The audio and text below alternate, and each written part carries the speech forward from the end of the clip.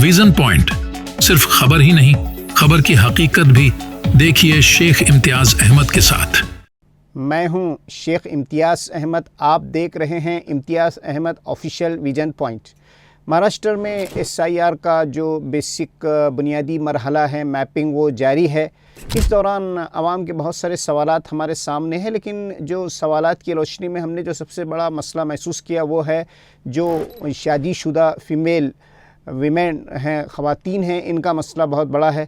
महाराष्ट्र में जो वोटर्स हैं उनमें फ़ीमेल वोटर्स की तादाद 4 करोड़ 70 लाख के करीब हैं, यानी महाराष्ट्र वोटर का 48%। और इसमें मैरिड वीमेन जो हैं, शादीशुदा ख़वातीन हैं, ये 2 करोड़ 40 लाख 50 लाख के लगभग करीब में हैं।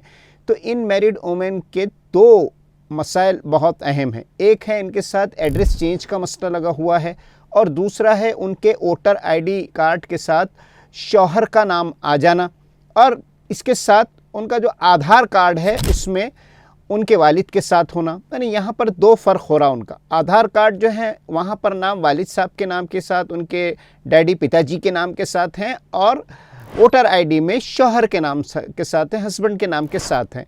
इसके साथ ये है कि ऐसी 1 करोड़ से ज़्यादा वीमेंस हैं जो शादी के बाद जिनका एड्रेस चेंज का भी मसला है। लगभग 2 करोड़ के करीब ऐसी शादीशुदा मैरिड ख़वातीन हैं जिनके साथ ये मसाइल लगे हुए हैं। इस सिलसिले में ये बात आप याद रखिए कि अगर वोटर ID में आपके किसी वीमेंस के, किसी महिला के, फ़ीमेल वोटर के नाम के साथ वाइफ ऑफ लगा हुआ है, वाइफ ऑफ लिखकर शौहर का नाम है, तो ये किसी हद तक काबिल क़बूल एक्सेप्टेबल हो सकता है।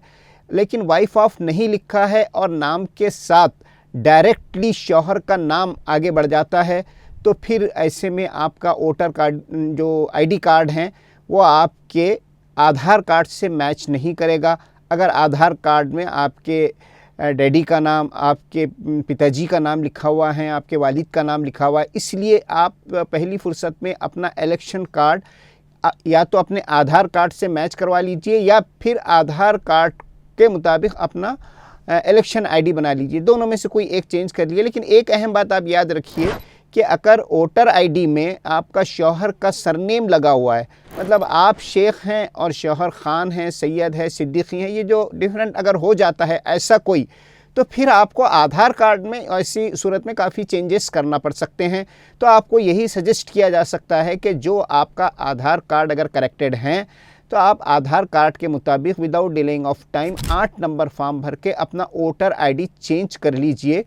तो इसमें आप बहुत सारी झंझट से बच सकते हैं, करेक्शन आपका हो सकता है। और ऐसे ही आप अपना एड्रेस भी इसमें 8 नंबर फॉर्म में मेंशन कर सकते हैं। ये सब काम करने के लिए इस वक्त आपके हाथ में करीब 2 हफ्ते का वक्त बचा हुआ है।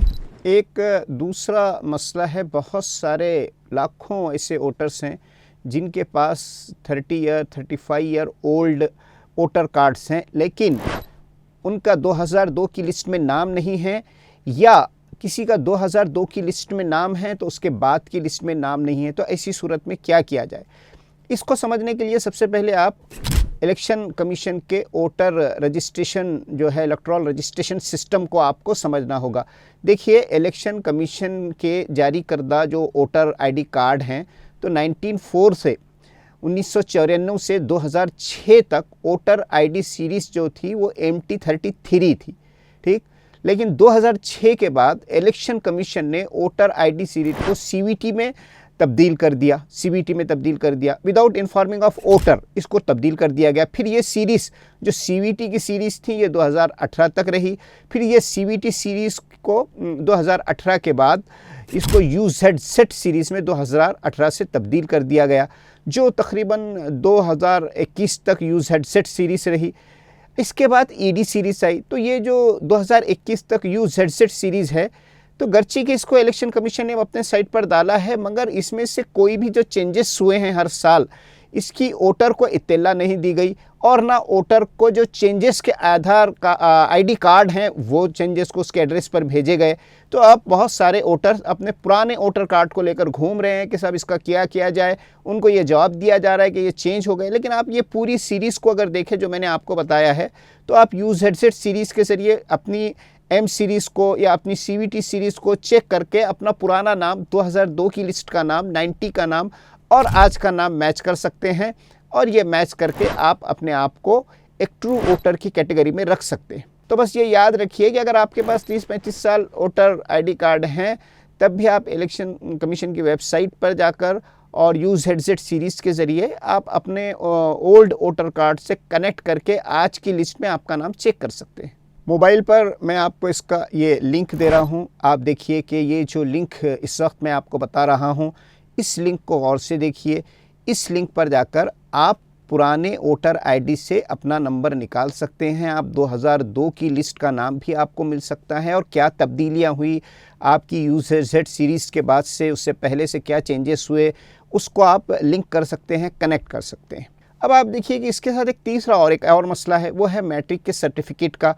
जैसा कि आप जानते हैं कि सुप्रीम कोर्ट के गाइडलाइन के बाद इलेक्शन कमीशन ने बर्थ सर्टिफिकेट के बाद मैट्रिक के सर्टिफिकेट्स को डेट ऑफ बर्थ के लिए एक वैलिड डॉक्यूमेंट तस्लीम किया है, बर्थ सर्टिफिकेट की जगह डेट ऑफ बर्थ के लिए। तो ये बात याद रखिए कि जो मार्कशीट हैं और बोर्ड का सर्टिफिकेट है, ये दो एक अलग अलग चीज़ें होती है। अगर किसी के पास मैट्रिक का सर्टिफिकेट नहीं है, 30-35 साल पहले उन्होंने मैट्रिक कामयाब किया है लेकिन आज उनके पास सर्टिफिकेट नहीं है, मार्कशीट नहीं है, तो इसमें भी कोई फ़िक्र करने की ज़रूरत नहीं है। आपके लिए बहुत आसानी हो गई है। मार्कशीट जो पोर्टल हैं आप उस पर जाइए।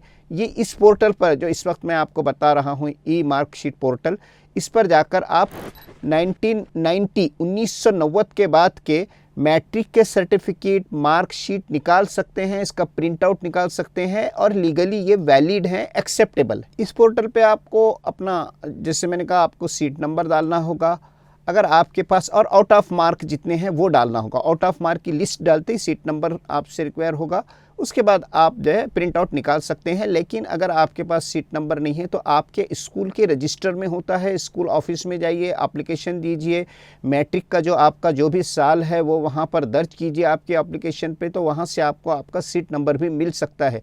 ये बात याद रखिए कि ये तमाम काम करने के लिए आपके पास बहुत कम वक्त बचा है। ये सब काम आपको बहुत जल्द करना है। और जो काम इस वक्त मैंने जो करेक्शन बताए हैं, 8 नंबर फॉर्म के आपके करेक्शन हो या जो मैरिड वुमेंस के करेक्शंस हो, उनके एड्रेस के, उनके हस्बैंड नाम के साथ के, ये सारे करेक्शन, ये सारे चेंजेस 8 नंबर फॉर्म पे आप विद इन अ डे कर सकते हैं, विद इन आवर्स कर सकते हैं इस वक्त।